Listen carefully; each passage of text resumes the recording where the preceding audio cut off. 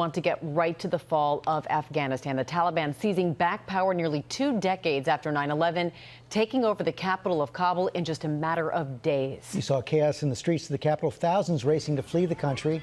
The U.S. has sent military helicopters to evacuate American citizens and embassy personnel. I want to get right to Ian Pennell in Kabul. Good morning, Ian.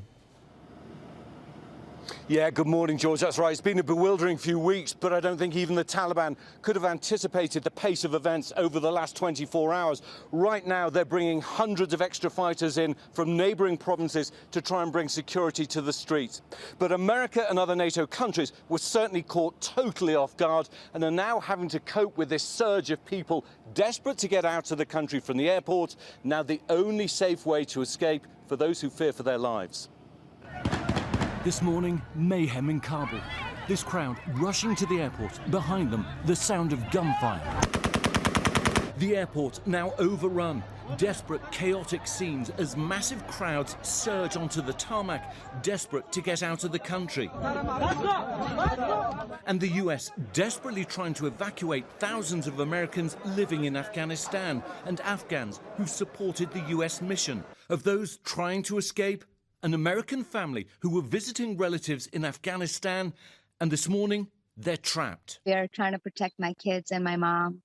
I have my senior mom here, both of my daughters, and we're just going through a disaster here. The Afghan president also among those fleeing as the militants moved in, saying he wanted to save Kabul from bloodshed. This footage from Al Jazeera allegedly showing Taliban fighters inside the presidential palace, walking the hallways, declaring the restoration of the Islamic Emirate of Afghanistan.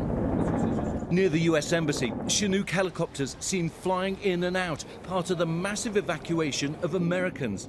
The embassy doors now shuttered, the American flag taken down. 1,000 additional soldiers now rerouted to Kabul in the wake of this chaotic turn of events. In less than 3 months, the Taliban capturing control of nearly every major district outside Kabul. Well, we've just been out onto the streets. I could tell you it's the Taliban who are manning all the checkpoints, driving around town, heavily armed in pickup trucks and Humvees. And remember, it wasn't just the Taliban. They fought alongside al-Qaeda and other terrorist organisations who also share part in the victory this morning. And Robin, the most striking thing out there is we didn't see one single woman. Half the population is now hiding behind closed doors. That is the new Afghanistan we leave behind. Robin. And that is something we'll be talking about a little bit later this morning. You and the crew, please stay safe. Ian, thank you.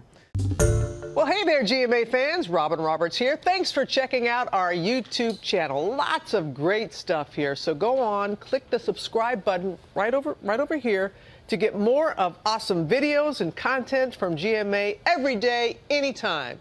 We thank you for watching, and we'll see you in the morning on GMA.